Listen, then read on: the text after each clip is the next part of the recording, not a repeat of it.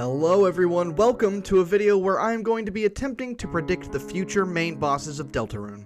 Now, in order to be on the same page as me going into this, you have to know a couple of things. First off, there are going to be 7 chapters of Deltarune as far as we know. That's how many appear in the game officially, so we're going to be theorizing under the assumption that chapter 7 is the final one. Additionally, you're going to have to be familiar with a popular theory in the Deltarune community, commonly known as chess theory.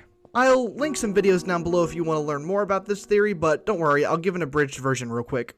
So, this theory popped up around the time of Chapter 2's release because people started to notice that the Queen doesn't really have any reason to be called the Queen. I mean, she's a laptop, so her being specifically called the Queen can seemingly be for only one reason. That reason is, of course, so she can follow up the King, who was the boss of Chapter 1. Now, it's important to note that the King is not a king from chess, he's the Spade King, like from a deck of cards. However, the way the King behaves is actually very much in line with a king from chess. For instance, he stays at the end of the Dark World, much like in chess where you typically want to keep your king protected. Also, when we finally meet him, his movements are very slow, moving a tiny bit at a time, much like a king in chess. There's also the fact that we capture him, like how chess pieces get captured, although ironically the king is the one chess piece that can't get captured. If we take this line of thinking and apply it to Chapter 2, we get similar results. The Queen in her chair has quick movement across her entire Dark World, much like how a queen in chess can move straight or diagonally across the whole board. Unfortunately, chess doesn't have an option to give your queen a huge mech, but maybe chess 2 will give us something like that. Now, something that chess does have, which Queen tells us about, is pawn progression. So, throughout Chapter 2, Queen repeatedly refers to us as peons, which is somehow related to pawns. I'm not exactly sure what the difference is, but they're basically the same thing. In her mansion, Queen reveals that her grand plan is to, quote, cover the world in darkness, and to do this she needs the Knight, since they were the one who opened her fountain and the one in the unused classroom. However, since the Knight is nowhere to be found, and apparently any Lightner is capable of opening a dark fountain, Queen opts to, quote, make a new one, out of Noelle. In the Snowgrave route, Noelle is asleep by this point, so Queen asks us plainly, which one of you wants to be the new Knight? This idea of pawns being promoted to a knight is a real concept in chess called pawn promotion. Pawn promotion occurs when your pawn makes it from your side of the board to the other side, at which point it can be promoted to any piece other than a king. Since one of those pieces is a knight, I feel like now's a good time to talk about the Roaring Knight because they're a huge pillar of support for this theory. I mean, it's just the fact that we have a confirmed antagonist named the Knight, which lines up with one of the pieces that we know has to be the final boss of a chapter. Speaks volumes. So, by now I'm sure many of you are wondering what the order of remaining bosses will be, so let's go over that right now. Based on the first 2 chapters, we seem to be fighting each piece from chess in reverse order of their point value. Yeah, I didn't know chess had point values either. So the first chapter was the King, which in chess has infinite point value. If you get your opponent's king in a capturable position, you win the game. Hence why chess having a point system is kinda stupid. Anyways, that was then followed up by Chapter 2, where we fought the Queen, who in chess is worth 9 points, the second most. This means that for the rest of the game, if we follow this pattern, Chapter 3's main boss will be a Rook, which is worth 5 points. Chapter 4's main boss will be a Bishop, which is worth 3 points. Chapter 5's main boss will be a Knight, which is also worth 3 points, but according to some weird chess thing, the Knight is worth marginally less. Don't ask me why, I just work here. And Chapter 6's main boss will be a Pawn, which is worth 1 point. And Chapter 7, well, we'll come back to Chapter 7. This theory, in my opinion, felt more supported back when Chapter 5 was included in the next release because it opened up the potential for this huge release of 3 chapters to end on a huge cliffhanger regarding the Knight. However, just because Chapter 5 got removed from the release in order to give us hungry fans content sooner, doesn't mean chess theory is dead in the water. Not yet. One other thing I want to bring up, because it's definitely important, some even further evidence to support chess theory is the layout of a chessboard. You have your white pieces on one side and black pieces on the other side. It sure looks like it could be a reference to Lightners and Darkners, although I guess it would be the other way around, wouldn't it? Now, there is an alternate version of chess theory that I want to mention real quick because, although I don't personally believe it, I do think it has some merit, and it would feel wrong to not mention it. Now, this theory hinges on the assumption that Chris is not the Knight, which is a pretty split topic in the community. I'll say this about Chris Knight. Much like the alternate version of chess theory, I don't personally subscribe to it, but that doesn't mean I don't see it as a possibility. Oh, and speaking of subscribing, you should, to me. These videos take hours upon hours to research, script, record, edit, wait for your editor to stop buffering so you can get back to editing. The point is, if you're enjoying the video so far, then a subscription will be much appreciated. Also, I have memberships for $1 a month, so if that sounds interesting to you, then be sure to stick around for the end of the video. Anyways, this alternate theory suggests that the chess pattern of the bosses is an intentional design by the knight, and since Chris, according to this theory, isn't the knight, that means that the Chapter 3 Dark World will not feature a chess-themed boss, which would specifically be the Rook. Additionally, this means that Chapter 4 would have you face off against the Rook, with Chapter 5 being the Bishop, Chapter 6 being the Knight, and Chapter 7 being the Pawn. Again, I don't personally believe in this theory, and you'll see why, both in my section for Chapter 3 and my section for Chapter 7, but I had to mention it because it is certainly noteworthy. So now, with all of that out of our way, we can finally get into predicting the main bosses for each chapter, starting with Chapter 3. But hold on, where do we even begin? Who is this TV character? How much of the house will be in the Dark World? Who is Mike? Who is Tenna? What even is a Rook? I think now is when we have to get into my theory, which I have dubbed Extended Chess Theory. So far, in regards to chess theory, we as a community have been looking at the order of pieces as a way to predict future bosses, but I'd like to take a different approach. This is a chessboard. It doesn't look like much yet, but as I theorize, I'll be updating the pictures for each piece along the way. Now first up, please note that we have two sides, which I will refer to as the light side and the dark side. The light side is our side, which wants to close all the dark fountains and prevent the roaring. I do think that we'll be able to fill out all of the roles on the light side, but that's not the topic of this video, so we'll save it for the end. No, what we're here for is, of course, the dark side. Now since we've already encountered the king and the queen, we can go ahead and put them where they go. I'm sure by now you've noticed it. Surely you've noticed it. This is what started the whole theory. Ladies and gentlemen, according to this chessboard right here, even though there is only one king and one queen per team, there are still 2 rooks, 2 bishops, 8 pawns, and most interestingly, 2 knights. I think this is a good place to start with. Now just to spoil it, I do believe that Mike and Tenna will be the 2 rook bosses of Chapter 3, but in order to explain why, we have to go over the history of Mike and Tenna. Buckle in folks, this ride's a wild one. Let's start at Chapter 2's release, where we first heard of this strange random character named Mike. The most important things to note are, of course, who mentions Mike and when is Mike mentioned. The reason this is so important is because it seems to be following under another trend that was set up in Chapter 1. That trend is, of course, secret bosses foreshadowing the next chapter's main boss when you defeat them with violence. You see, in Chapter 1, if you defeat Jevel with violence, he gives you a different dialogue than if you spare him. In this dialogue, he mentions the queen and says that soon she will return as the knight's hand drifts forward, which presumably references the knight creating the next fountain. This was back in 2018, and lo and behold, 3 years later, the queen, main boss of the next chapter. So naturally, you may think to check Spamton's dialogue from doing a violence and see if he references anything or anyone. I mean, there you go. Sure, it's not solid proof that Mike will be the next boss, but it's certainly a breadcrumb. Now, eagle-eyed players realize this wasn't the only reference to Mike in the game, as Spamton does mention him one other time in his shop. Take a look. Me? Friends? Chris, you and me are already... Friend request accepted. We don't need anyone else. We don't need... Easels. Or... CRTs. We don't need any... Man, woman, or child. A half price. We don't need... Mike. Mike. Chris, don't believe Anything you see on TV. the man's a criminal, I tell you. A criminal. Now, this is a lot to break down, so I'll start from the beginning, occasionally interjecting with theories the community was making at the time, and also a few I made in my head and never shared or saw anywhere else. So first, Spamton says we don't need anyone else and references 2 characters whose names he self-censors. First is the easel. Now, an easel is like a painting canvas, and this is seemingly a reference to Swatch and the Swatchlings, which makes sense as they were most likely the ones that kicked him out of Queen's Mansion. So then, who is this CRT? Well, a CRT is like one of those old box TVs, but we haven't met anyone like that. Yet. All of a sudden, Spamton says, we don't need Mike, and then he stops completely. His insane demeanor is replaced with a depressing blank stare. Mike. Before he snaps back and tells us not to trust anything on the TV and that the man's a criminal. Many people, myself included, connected several dots here. First off, the CRT he mentions at the beginning is likely the same as the TV he mentions later. He also seems to rant about the TV specifically because he remembered Mike. Is it possible that Mike is this CRT TV character?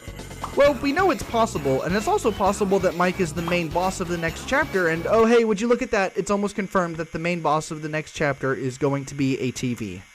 To say the fans went berserk over this would be an understatement. I even did a little theorizing myself. I was trying to connect the Mike theory to the chess theory, and well, to do that I first had to look up what on earth a rook even is. Well, I stumbled upon this one definition that caught my eye. Rook. Verb. To defraud, overcharge, or swindle someone. The man's a criminal, I tell you. A criminal. Suddenly, things were making a lot more sense. I even came up with a name I felt like Toby Fox would use. Mike Rook. Because when you say it all together, it sounds like Mike Rook. I even considered making a theory for YouTube about this, though my channel was in its infancy. But I felt like I had made a groundbreaking discovery that had a genuine chance of telling us more about the next chapter. And then the Spamton Sweepstakes happened. And everything changed. The Spamton Sweepstakes gave us a lot to unpack as a community, but for time's sake, I'll only go over everything related to Mike and Tina. Yes, this is when we were first introduced to Tina, but that didn't happen until close to the end. Apologies if some of this stuff is out of order. I'm putting them in the order that I remember them being revealed, but some of these may have been mixed up. It's all good though, it doesn't change the information I'm saying. So one of the first links we were able to click on took us to the green room, and if we clicked the right door, it would take us to deltarune.com/TV. The tab for this window simply says, "It's off," and the image is, of course, the TV that we all theorized was Mike. But of course, it's off, so there's nothing to be learned here, except of course that it may be turned on at some point. Now, there's no way to turn it on in this tab, nor are there any hidden secrets. I even checked the source code to be sure. I guess if you want something, the alternate text for if the image won't load is TV, powered off. Next, there was a Q&A on Twitter with Spamton where one of the questions that got answered was, "Who is Mike?" You! Are you one of that? Drew, you guys know nothing about Mike. Nothing! And that's the way it's gonna stay. You leave him out of this! Excuse me? Wait, okay, so a cathode is a type of electricity conductor that is specifically used to power electronics. Even more specifically, they are used to power tube TVs, exactly like the one we see in our house at the end of Chapter 2. But then, wait. Spamton says the TV doesn't know anything about Mike, so Mike can't be the TV, right? And not much later, a new link was uncovered, leading to this page. The tab reads, "Delete this," and we see a picture of the TV furiously crossed out. That damn Boob tube. You're the one that should be having a Refreshing night's sleep. and the Recycling bin. everything is his fault. Pay. Everyone is going to pay. 5 easy payments of $9.99. Until they're all in the Disposal area. begging for my everyone except Mike. We have a lot to unpack. So initially I had assumed that Spamton had a dislike for Mike, and maybe even felt betrayed in some way by Mike. Since we wrongly assumed Mike was the TV, we thought Spamton was telling us not to trust him and that he's a criminal. Even this callout can be seen as Spamton mocking Mike, showing off how he's becoming big. However, these new revelations have put these scenes in a different perspective. We now know that the TV is a criminal and not to be trusted because of something they did to Mike. This scene can also now be seen as Spamton calling out to a friend who he wants to know that he made it. Spamton shows a lot of hatred for this TV, and we know the TV had something to do with whatever happened to Mike, but do we even have a name for this TV? Yes we do. It's Tina. Likely short for antenna, which are located on the TV. So now we know pretty much everything we can know right now about Tina, and we can be almost certain that he's the main boss of Chapter 3, but remember, according to my theory, there have to be 2 bosses. So, what's the deal with Mike? We thought he was the TV, but now we know he isn't, so who is he? We get to this page about Tina and Mike through a link to a wedding ring, so were Spamton and Mike possibly married? And apparently Spamton may have cheated on Mike with Jevil? Don't look up the art, don't look up the art, don't look up the art, don't look up the art.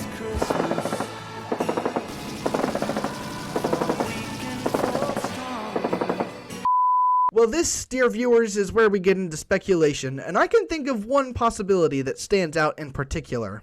Ladies and gentlemen, meet Mr. Mike Rowe Wave, or if he considers you a friend, you can just call him Michael Wave, or just Mike. Now, I know the first question a lot of you are going to ask, it's, well, what kind of relationship do a TV and a microwave even have? Well, I think Jenn Air said it best. Are you experiencing static or noise on your TV or radio while the microwave oven is in use? Some TV receivers and radios may experience static or noise while the microwave oven is in use. Move the receiver away from the microwave oven or adjust the radio or TV antenna. I mean, this alone raises a lot of red flags for me, but if you still aren't convinced, here's a video of a TV and a microwave in the wild.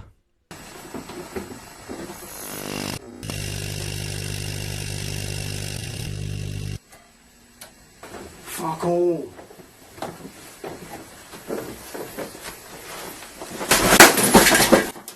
So the point I'm trying to make is that the two are quite destructive towards each other, much like has been implied with Tenna and Mike. Also, given that Tenna is named after a part of his body, it would seem fitting that Mike too would be named in a similar fashion, given how closely related the two are. Also, I'm aware that the examples I showed are the microwave destroying the TV, but these are magical darkeners we're talking about, so I'm pretty sure the TV would be more powerful than the microwave. This also brings up an interesting dynamic where we see that the two main bosses of Chapter 3 may not be working together to stop us, though I do think that they will both oppose us. Also, for those of you saying that the microwave is too far from where the fountain is open, please note that the green room has visual similarities to Chris and Asriel's room, so anything in the house is fair game. Speaking of the green room, I feel like this is where we'll first wake up based on the Susie waking up sprite, and I feel like we'll choose, or rather have chosen for us, whether to go left or right, with left taking us to Mike's domain and right taking us to Tenna's domain. This would line up with how we see rooks in chess with the two rooks on opposite corners, or opposite sides. Also, I feel like it's pretty obvious that the final area, whether there are two or just one, is going to be themed around a castle. Like how Chapter 1 was a castle and Chapter 2 was a mansion.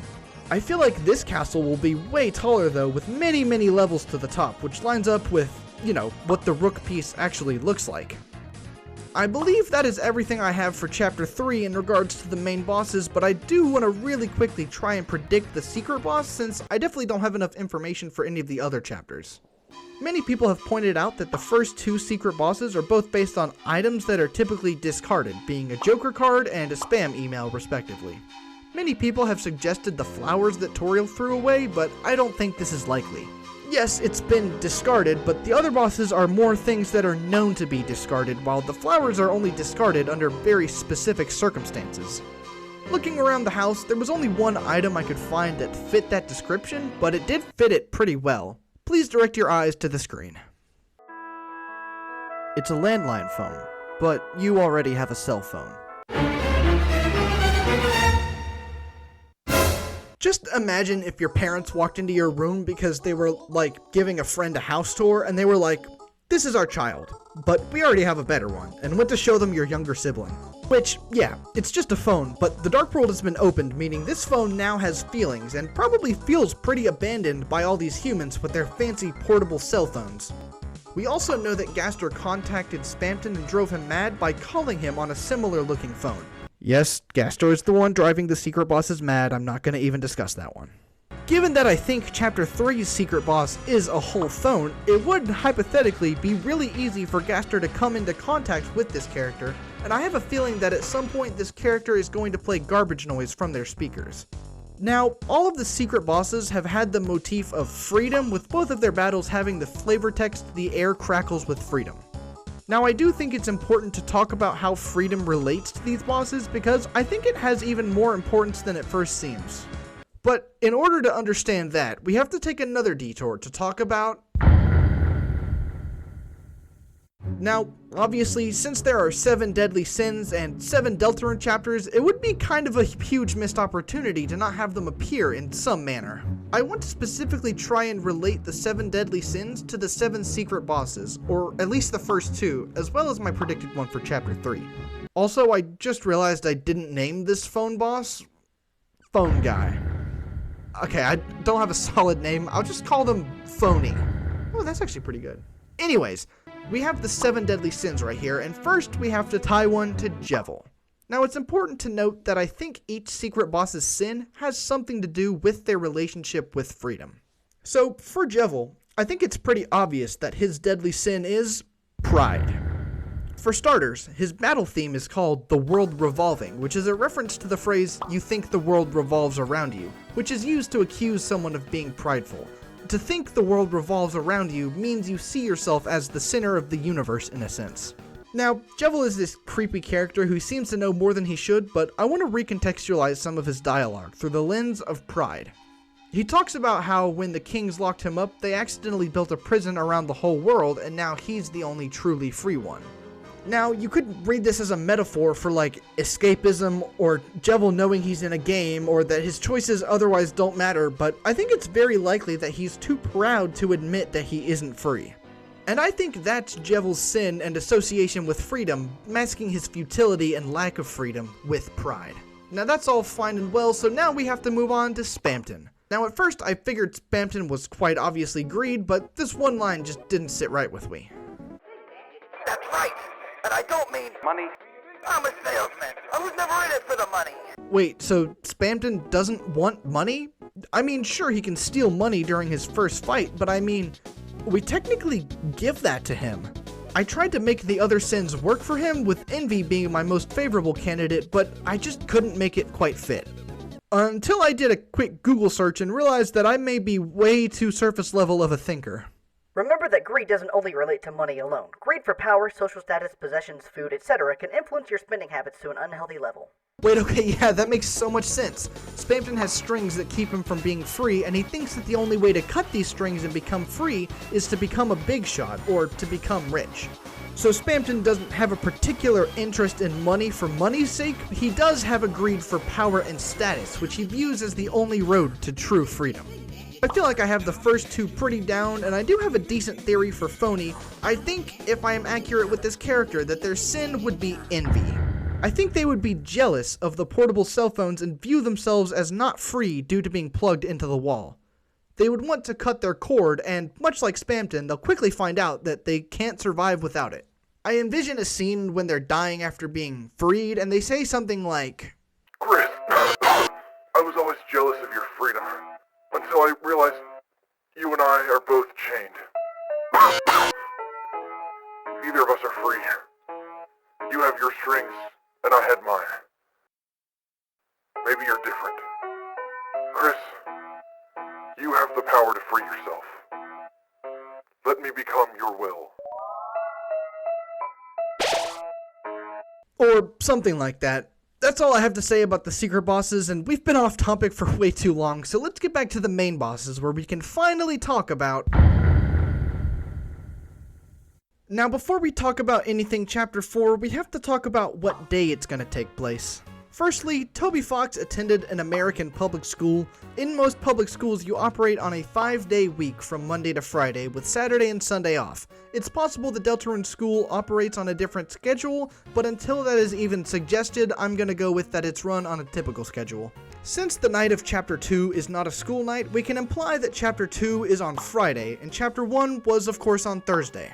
Many people think that Saturday will encompass both Chapters 3 and 4, given that we seemingly exit the Chapter 3 Dark World in the early morning, but I disagree with this assumption. For one, the 7 chapters would make sense to take place over the course of a 7-day week, and even though there seems to be a lot of downtime between the Light World segment and the end of the day, we can easily fill out this time inside of Chapter 3. I mean, in Chapter 2, we basically skip the whole school day by sleeping through class, so who's to say we can't fall asleep in, church, since we know there's a service tomorrow? I could also see us doing something like a time lapse or a time skip where we go to the library with Susie and work on our project, since, we have to do that at some point. We don't even know what our project is about. We are going to fail. Also, since chess theory has the Chapter 4 main boss being the Bishop, a religious figure in Catholicism, many people think that we'll stumble into a Dark World sometime during this Saturday service, leaving a cliffhanger for Chapter 4, which will already be out, but I disagree. We know that the Deltarune Church operates like a Catholic church, holding service every day, but Catholic churches have a main big service on Sunday, when I think Chapter 4 will take place. I think that we'll definitely go to the service on Saturday, given that Rudy expects to see us there, and I think this will give us a preview of the inside of the church, allowing us to briefly speculate on what items could become what in Chapter 4, as well as possibly giving us a huge lore dump on the religion in Deltarune, of which we know shockingly little. Then, Chapter 4 will have us waking up early to go to church, with Susie likely wanting to go with us, possibly having never been, at least before Saturday. When we arrive at church, we'll fall asleep in the middle of service only to wake up in a dark world. Or maybe it won't happen exactly like that, I was just giving it my best guess. I find it hard to believe that we'll open the church doors and the dark world will already be open, unless something happens where we're running late and we're the only ones that get to enter the dark world from the outside. If that happens, though, that would mean that Toriel would likely be aware of Dark Worlds at this point, at which I could see happening in Chapter 3, as she'll definitely be in the Dark World, but I feel like Susie and Chris would almost certainly want her to believe that it was a dream. Regardless, we gotta talk about the main bosses finally, and I think this chapter's main bosses will be a lot like Queen in Chapter 4, in the sense that we can't really know what to expect. Think about it like this. Sure, Queen is the queen, but that doesn't really matter. Her personality doesn't rely on her being a queen, it relies on her being a computer. So I think the bishops could be any item or items in the church, but for a couple reasons it's nearly impossible to narrow down. For one, we haven't been inside the church, so we don't have any rooms or item descriptions to speculate on. Also, we don't really know anything about the Deltarune church. For instance, given that the Deltarune church has so many ties to Catholicism, I could predict that the two bishops could be, say, the bread and wine that Catholics consume during Mass. But the Deltarune religion apparently doesn't even have sin in it, so we really don't know anything for certain. But hey, this stained glass window looks like it could be showing the movements of a bishop, so yeah, honestly, it's completely up in the air for this one. One unfortunate thing about this chapter is that it'll be out at the same time as Chapter 3, which, don't get me wrong, is awesome, but it does kind of stink that we won't have any time to speculate between Chapters 3 and 4 given what more we might learn. Though, if I had to choose, I'd much rather have both chapters out at the same time than wait another 3 to 4 years. So yeah, for the bishops, I'm just gonna put two biblically accurate angels to represent how I think they could be anything inside the church, because that's my official answer. Now, if you want my crazy unofficial answer, well, I'll give it to you. So when it comes to discussion about the identity of the knight, one character who gets mentioned quite a lot is Father Alvin. Spamton associates the knight with communion before being silenced, and Alvin has some weird dialogue in the graveyard. The Boom family also suspiciously has access to all of the areas where we've seen Dark Worlds, meaning they should be at the top of the suspect list. The main argument against Alvin being the knight is that he doesn't really have any importance. Gaster doesn't react to his name in the Goner Maker, and he doesn't have a dialogue portrait or even his own unique talk sound. However, this doesn't erase all of the strange connections we drew earlier, so if Alvin is going to end up being a twist villain, I don't think he would be the knight, but rather the bishop. For one, bishop is apparently more of a loose term used to refer to a religious leader, and most bishops are referred to apparently as father, so Alvin already fits the bill perfectly so far. As for Alvin not being important enough, I see a few possibilities. First, even if he isn't going to end up a twist villain, his lack of importance seems very strange. I can understand him not getting a response from Gaster, but his lack of talk sprite and sound is incredibly strange to me. Maybe he'll gain these things when he's exposed to the Chapter 4 Dark Fountain, as we've seen fountains corrupt king and queen, and we know that their main thing is making powerless things powerful. If Alvin is, in fact, a twist villain, then Gaster's lack of a response to his name can possibly be explained by Gaster not wanting to reveal the secret to us. It's also possible that Alvin's Goner Maker reaction, as well as his talk sprite and sound, will be added to the game in the full release, like how Toby changed the computer lab to have double doors once Chapter 2 came out, but I'm not certain about that one. I spoke of pawn promotion earlier in the video, so perhaps Alvin is currently just a pawn, hence why the game doesn't place much importance on him. Of course, if Alvin is the one that opens the Chapter 4 Dark World, or allows the knight to open it, then I could see him receiving a promotion to bishop for doing the angel's bidding, or something like that.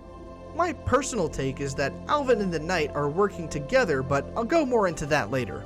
And if you don't fully buy into my extended chess theory yet, that's fine, because I haven't mentioned the second bishop yet, and if you want to believe that there's only one, then Alvin has to be that guy.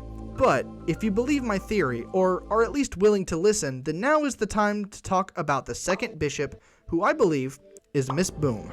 Now, based on her last name, we know that Miss Boom is related to Alvin and Gerson, but that's all we know. I think she's most likely either A, Alvin's mother, B, Alvin's sister, or C, Alvin's aunt and Gerson's sister. She's referred to as Miss, not Mrs., meaning she is unmarried, so she can't be Alvin's wife. Regardless, I don't think her specific role in the family is important, and it won't be relevant to this theory. Both Alvin and Gerson are/were quite old, meaning Miss Boom is likely up there in age as well. She's only mentioned once by Birdley in Chapter 2, where after our Dark World adventure, he exclaims that he is late for his shift with her. Given that in Chapter 1 we see Birdley working at the library after school, most people have assumed that Miss Boom is the librarian and employs Birdley after school. Despite this, we clearly see in Chapter 2 that Birdley is not in the library, meaning neither Birdley nor Miss Boom are working in the library. Miss Boom, being the librarian, is often used as support for Alvin being the knight, as if she is the one who let him in to create the Dark World, which has so many problems. First, as I've established, Miss Boom is not a librarian. Second, why would she need to give him access to an unlocked room in a public library? I do still think that the Boom family could have given the knight access to the school to open the Dark Worlds, given that Gerson used to be a teacher there. However, this still begs the question of who Miss Boom is and where she works with Birdley. Let's zoom out on hometown. That's better. Now, it's possible that Birdley works as some sort of home care employee for an elderly Miss Boom, but I don't really think that's the case, so I'll go ahead and mark off every house and apartment. I'm also going to mark off every building that we are allowed to fully explore in Chapter 2, because obviously Birdley and Miss Boom can't be working there. Next, I'm going to mark off the flower shop because it's closed during Chapter 2, and Asgore definitely doesn't have the funding to hire 2 other employees.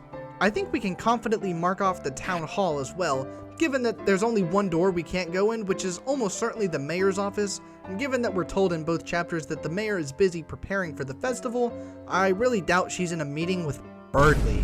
Miss Boom I could see, mainly because we don't know anything about her, but certainly not Birdley. Birdley also doesn't strike me as a guy who would be interested in an internship in local politics, but that's more of an opinion. I'm also going to mark off the bunker.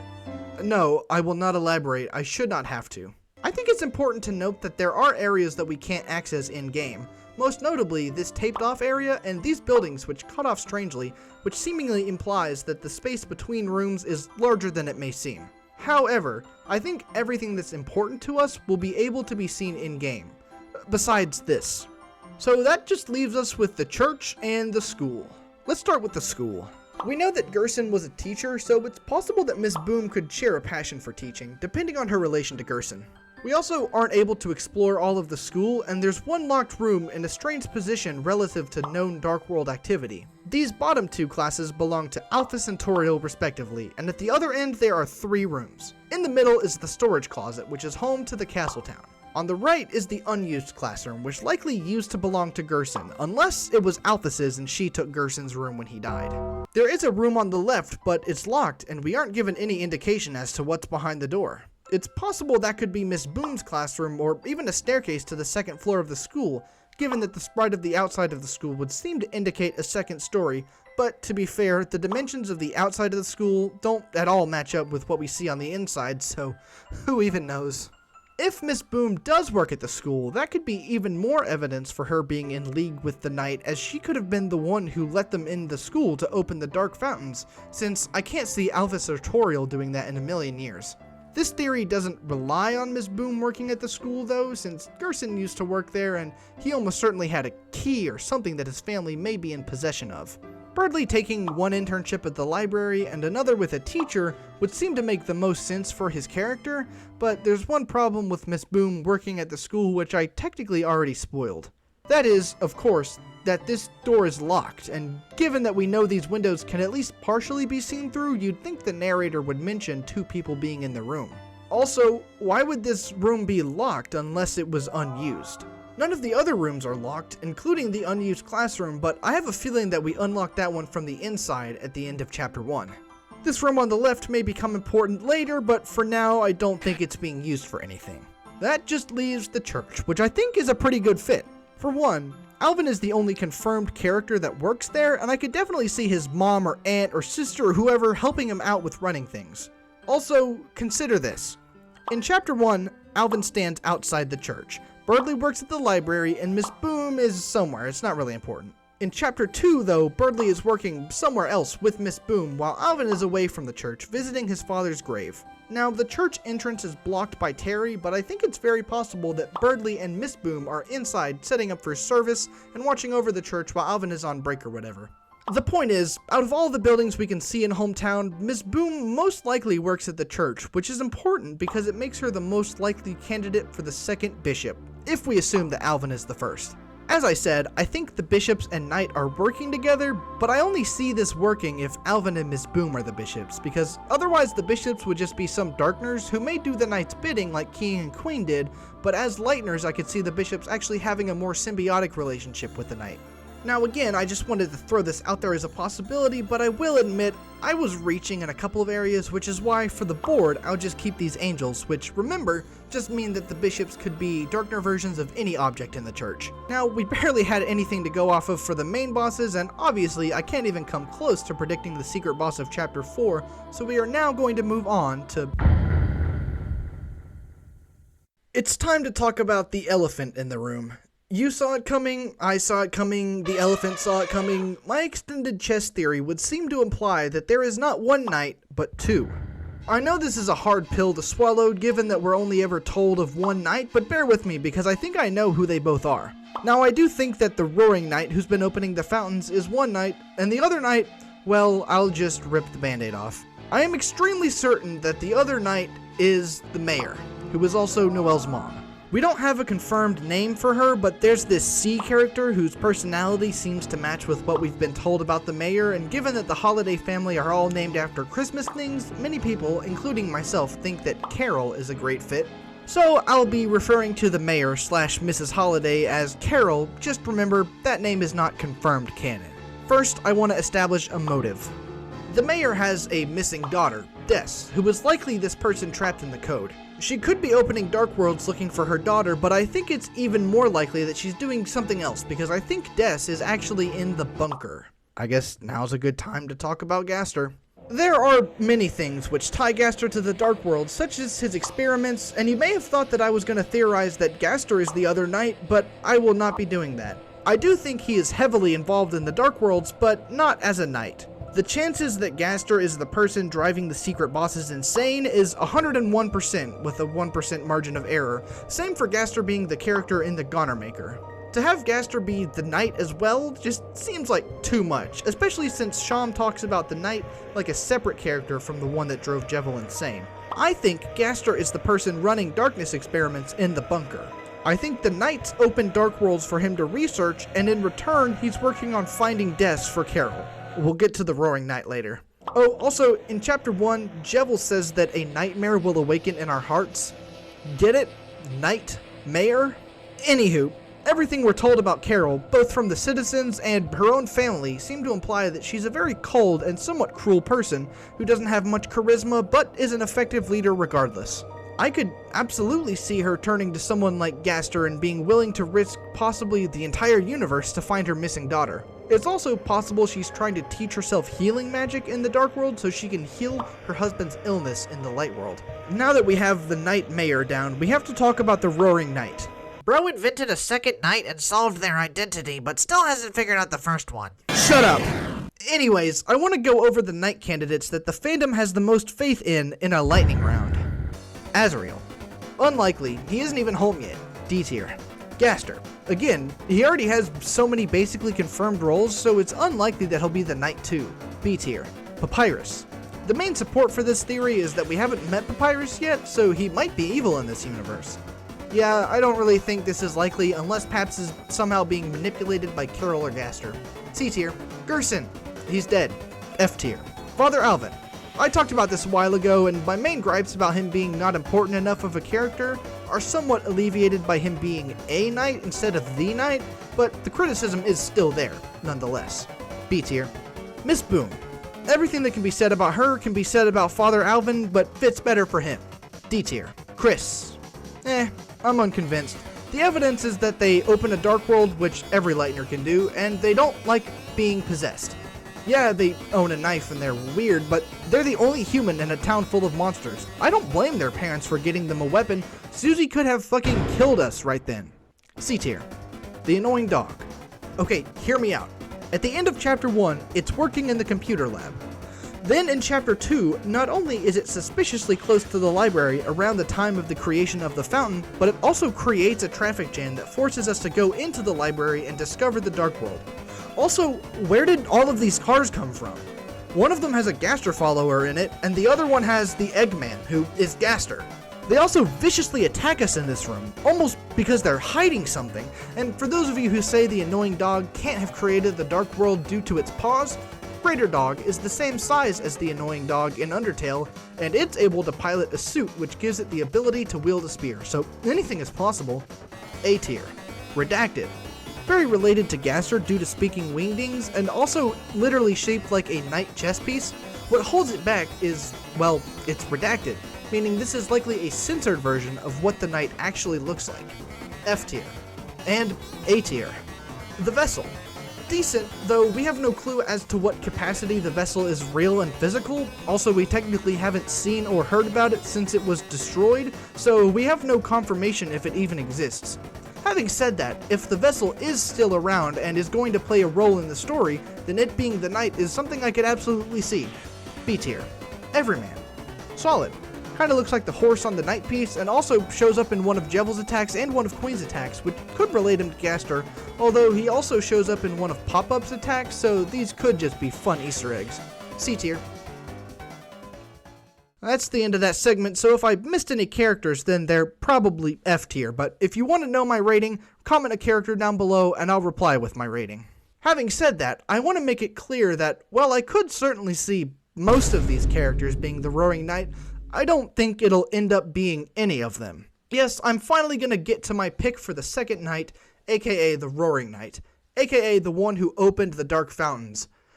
Night Knight. I know, let me explain. First off, I know we haven't seen Night Knight in Deltarune, but she, yes she, is a character in Undertale, much like a majority of Deltarune characters, and the fact that there's all this speculation around the identity of a mysterious character called the Knight, and the character named Night Knight isn't even talked about as a possibility is just bizarre to me. So, just to be transparent, I may be a little biased picking Night Knight due to my frustration with the lack of speculation around her, but once I lay out the evidence, you may be persuaded too, so we'll just have to see. Now, firstly, we have to note where Night Knight is encountered in Undertale, because she's encountered in the core, and is one of the mercenaries that Mettaton hires to battle you. Night Knight being a mercenary is important because, though we've discussed and established motives for Carol and Gaster, we don't have one for the Roaring Knight yet. If the Roaring Knight is Night Knight, then it's possible she's just a mercenary hired by the rich mayor or the scientists to carry out their dirty work and potentially act as a fall guy. Or a fall girl? I don't know.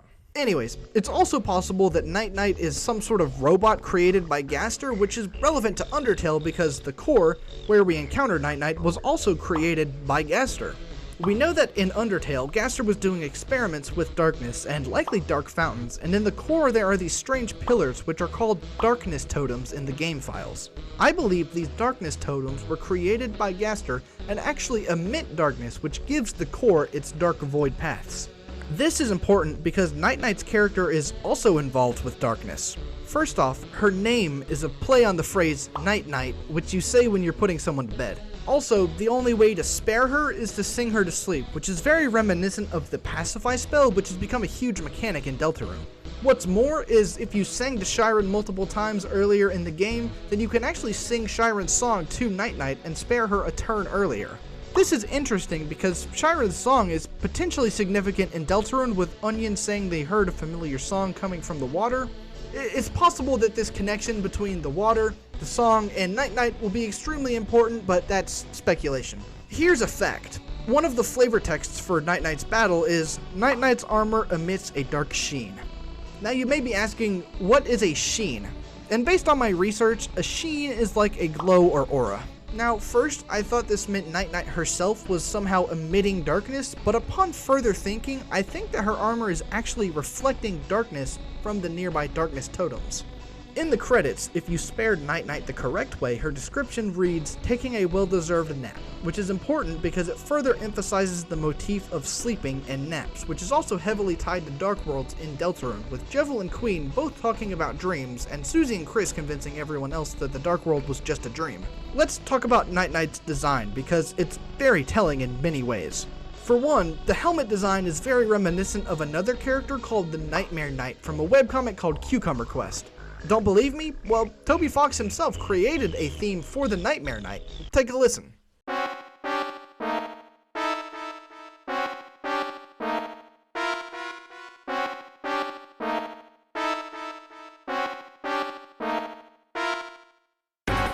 What's even more is that Toby reused the motifs from this theme in Deltarune. There are videos that go more in depth into this, but just know that the Nightmare Knight appears in The Door, The Chase, The World Revolving, a scrapped fountain theme, The Dark Truth, and Friendship. Not the Friendship song on the OST, but a different track called Friendship that was extracted from Toby's website. These tracks all have something to do with either the Roaring, Dark Fountains and the end of a Dark World, or our first discovery of the Dark World, all of which are directly related, of course, to the Roaring Knight. I believe this is Toby trying to tell us that the Roaring Knight and the Nightmare Knight are similar, and that may foreshadow something about the Roaring Knight. Night Knight's weapon is very sharp, and looks like it could easily open a dark fountain, and what's more is that it contains the same eye symbol that we see in the Closet Dark World and on the Roaring Titans. The name of this weapon is the Good Morning Star, which is a reference to the phrase good morning, as well as Morning Star, which is a nickname for the devil. And given that Gaster has heavy ties to the devil with the whole 666 thing, this could be another link between Gaster and the Roaring Knight. Speaking of roaring, Night Knight roars when you hit her. Like, seriously. Okay, now I want to talk about what Night Knight actually is, because it's confusing. So you have the top helmet with the moon and the star, which appears to have an opening for a mouth, but there's also these things down here that look like eyes, and this looks like some sort of beak. When the beak opens up, there's also an eye inside it, so what's going on here? I think that these things that look like pupils at first are actually poles, or something that's being used to control the upper half of the body. And you can see this when you realize that these spots are actually holes that go all the way through. What this means is that Night Knight is wearing a suit of armor that is actually much larger than her and is controlling it, sort of like a mech suit. This means that inside of the Night Knight suit could be anyone really, since the actual suit is huge. I also want to throw in a quick bonus theory that all of the enemies in Core are actually powered up by the darkness totems, which transforms them from simple monsters to more powerful versions, similarly to how the darkness from Dark Fountains can create entire worlds where people and objects are more powerful. The only problem we still have is that we have no clue who's behind the Night Knight armor, other than it being a she. My personal thought is Shyren, due to the whole thing with Shyren's song, but Shyren is in the hospital during Chapter 2, so who knows. Now we know who I think the Roaring Knight is, but I also want to point out that if there are two knights and one of them is the Roaring Knight, then it would make sense for the other one to be the Silent Knight. Oh, Silent Night, like the Christmas Carol. I'm not saying I'm right, but I'm not saying I'm wrong either. Oh, also, I guess I should say where I think the Chapter 5 Dark World will be based on who the knights are. I think that the Chapter 5 Dark World will be either at the festival or Noelle's house. Both have a lot to do with Mayor Holiday, with the house being her house, and the festival being something that we're told she's very, very busy preparing for. Oh yeah, I also think it's possible that Mayor Holiday is in a meeting with Gaster right here, but the use of very, very is my only evidence. Given that the Chapter 5 boss will be the Knight, according to chess theory, I feel like this chapter will have us fighting against the Roaring Knight and not discovering Mayor Holiday as the second Knight. As such, I could still see the Dark World being opened in Noelle's house, but I feel like her mom would maybe be away working while she sends the Roaring Knight to take care of us. The reason I think the festival is a more likely location though is because I think the festival is going to be behind this police tape, and I also think this is where Des went missing. We don't know exactly how she went missing, but I'm betting it has something to do with Dark Worlds and the reason for the mayor opening these fountains.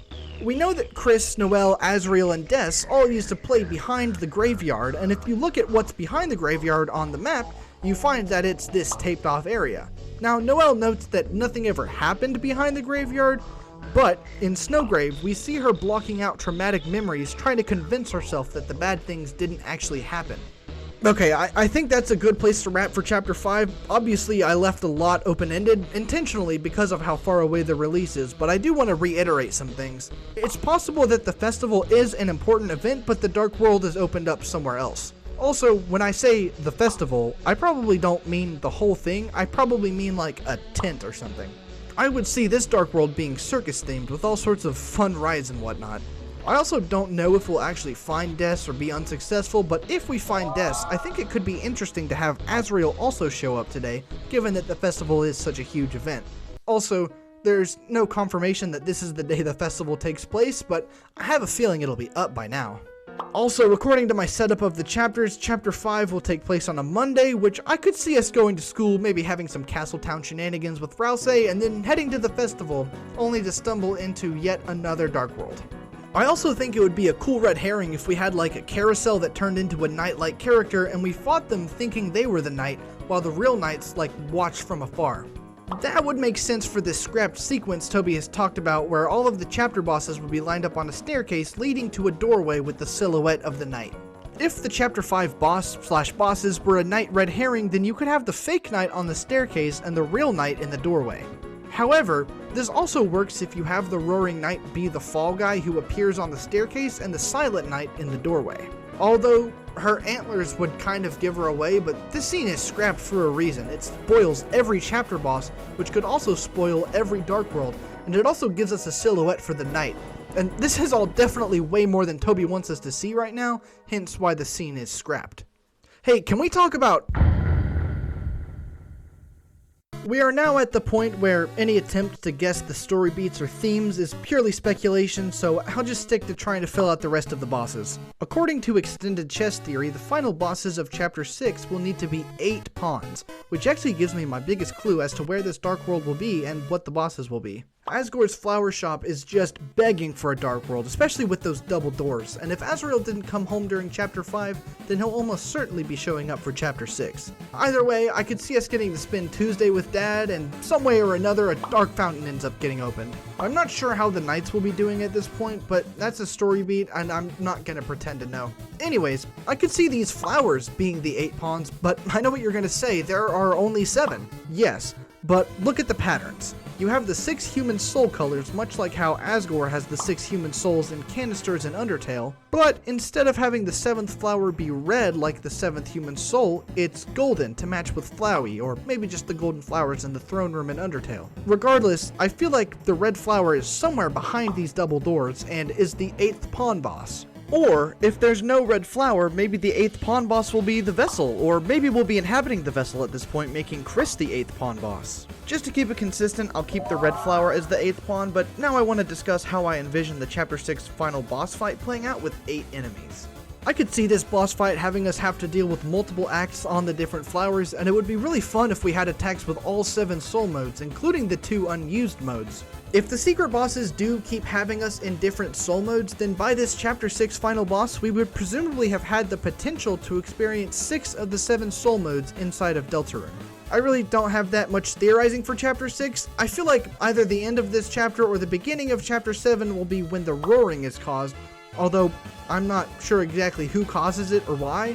Regardless, we filled out the board, so we can finally talk about how I think extended chess theory will deal with the final boss of... So we've gone through all of the chess pieces in descending order, so will Chapter 7 just break the pattern? Perhaps Chapter 7 will be based around the roaring with the Titans being the final boss. I think this is possible, but let me present my alternate theory. So this is the chessboard, and as you can see, each piece on the dark side has been assigned a character, but what if we zoom out the image? That's right, technically there are 2 more entities in a chess match, being the 2 players controlling the board. I'll go ahead and assign the first character to the light side. I think it's pretty obvious that the player is us, the player, given how we control characters on the light side. But who is our opponent? Who is the other player controlling the opposing side's pieces, the main antagonist? It can be none other than WD Gaster. This one is fairly self-explanatory, but even though I've had the idea for a long time, a certain video came out when I was in the middle of writing the script for this video, and that video had a genius idea that I want to use to support mine. So, all credit to CammyBoyG for both of his theories. They deal with a topic that's kind of similar to this video, but I don't want to spoil anything. Go check out his channel after this video. The idea that I'm stealing is something that he brought up near the end of his most recent video, which took Gaster's name and moved the G all the way out so he could fill in the gap, spelling out Grand Master. The only evidence for this, really, is that it's cool, but Toby Fox is absolutely the type of guy to do something like this, and the finale of Deltarune would be so cool if it was revealed that the whole game was just a chess match against the Grand Master, and all of the characters were just pieces for us to control. And now, even though I'm not at all confident in myself, let's still try to fill out the other side of the board. So first up is the King, and even though he's sus, I think Rousey is our best bet. Sure, he's a Darkner, but both of my Knight candidates for the dark side were Lightners. That's why I made sure to call them the light side and the dark side, not the Lightners and the Darkners, because I think the light side is anyone on our side who supports closing the fountains, and the dark side is anyone who opposes us and wants to open dark fountains. But the light side can have Darkners and the dark side can have Lightners. This is why Rousey is my pick for the King. He's a prince, but as far as I can tell, he doesn't have a father who would presumably be the king. I feel like at some point, Rousey will get an upgrade to his power and abilities, allowing him to assume his position as the king of Castle Town. Next up is the Queen, who I think will be Noelle. Now I want to note that most, if not all, of the light side pieces will probably start out as pawns, but through pawn progression will slowly begin to fill out the remaining slots. Noelle is stated to have immense potential, and the one who tells us this, also the one who develops a strong bond with Noelle, is the other Queen, and I could see Queen training Noelle in a future non-Weird Route chapter, allowing Noelle to eventually tap into her power and become the Queen. I actually want to work the board from the inside out, so next up I'll predict the bishops. I'm gonna go with Asriel and Des, but let me explain. Despite what little we know about Asriel and Deltarune, a decent amount relates to him being religious, singing in the church choir, having religious CDs under his bed, and of course, the Yoshi incident. This is why I picked him as a bishop, and admittedly I picked Des because she's similar to Asriel, being the older sibling of one of the main characters, and being absent from the game with their younger sibling missing them, although admittedly for wildly different reasons. There's also a connection between the Holiday Sisters and the Angel, which is decent evidence for Des being a bishop. I think it would be cool if Noelle and Des were the two bishops, so I wanted to mention it here, but ultimately Noelle being the queen makes more sense to me, but hey, you can have a different opinion than me. Father Alvin being a bishop for the light side also crossed my mind, but at this point I don't feel like entertaining it. Sorry. The Knights feel more cut and dry to me, being Chris and Susie. Now in Chapter 1, King calls us Lightbringers since we're trying to steal the fountain. That means that somebody who wants to open a fountain could be called a Nightbringer, or just a Knight for short. Obviously, we've gone over how the other two Knights are quite proficient in opening fountains, and we've seen Chris open a fountain, so let me explain Susie. This is also borrowed from Cammy Boy G. He predicted that Susie will open one of the future fountains, and this event could technically fit in with my theory, although I don't know if I fully expect that to happen. Regardless, Susie is referred to as a Dark Knight in her Dark World stats, and yes, you would think a Dark Knight would be on the other side, but I think as Susie learns to be more open and gains more friends, she'll slowly be transformed into the White Knight, or Light Knight. Next is the Rooks, and they were definitely the hardest to connect to two characters. I think Birdly is likely to be a Rook since he's a semi-main character, and another definition of Rook is a type of bird, although a Rook bird is black, not blue. I still think it makes enough sense, but I need to find a second bird that makes sense. I thought Snowy could work, but ultimately it just didn't quite feel right. So I'm gonna go a little outside of the box here and say that I think the other Rook will be the Thrash Machine. Sure, you don't have to make it a bird, but those who make it a bird will understand the connection, and everyone else will just have to deal with it. Yeah, I don't really know. This is just my best guess. If you have any better ideas, then comment them. I'm very open to better ideas. Also, yeah, if you can't tell enough, I think we will actually play a chess match at some point against Gaster, although I don't know if it'll actually be the final boss or just some gag at some sort.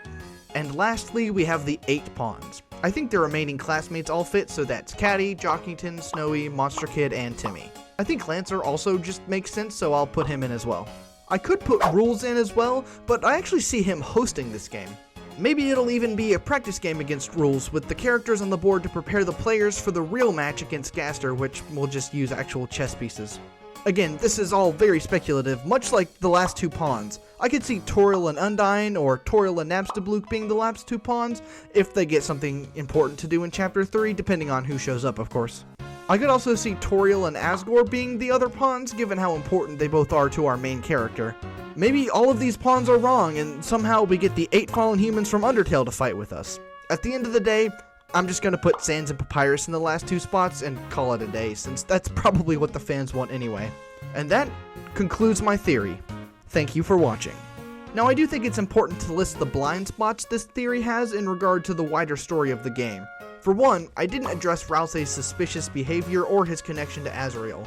I also didn't go too in-depth into Gaster's motivation or his background, and I completely steered clear of more mysterious topics like the Angel, the Roaring, the Weird Route, and even something like Des, since I sort of wrote around what actually happened to cause her disappearance. Now, to be fair, that wasn't the purpose of this video, but I'll tell you right now, if I had solid answers to any of these, I'd at least mention them here.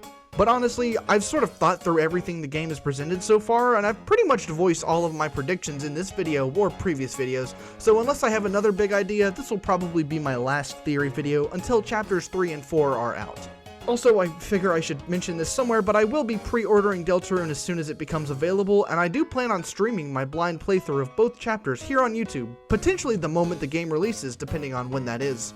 So yeah, if you maybe can't afford to get the game right away when it releases, then check on over here. I'd love to have as many people as possible experiencing new Deltarune with me. Speaking of things on this channel, I want to give a huge shout out to my amazing channel members, Fluffy Ninja, Frenchinator, and Ty. I thank every single one of you for your support of the channel. They did get early access to this video as well as every other video I release, and they also get sick custom emotes on videos and in live streams.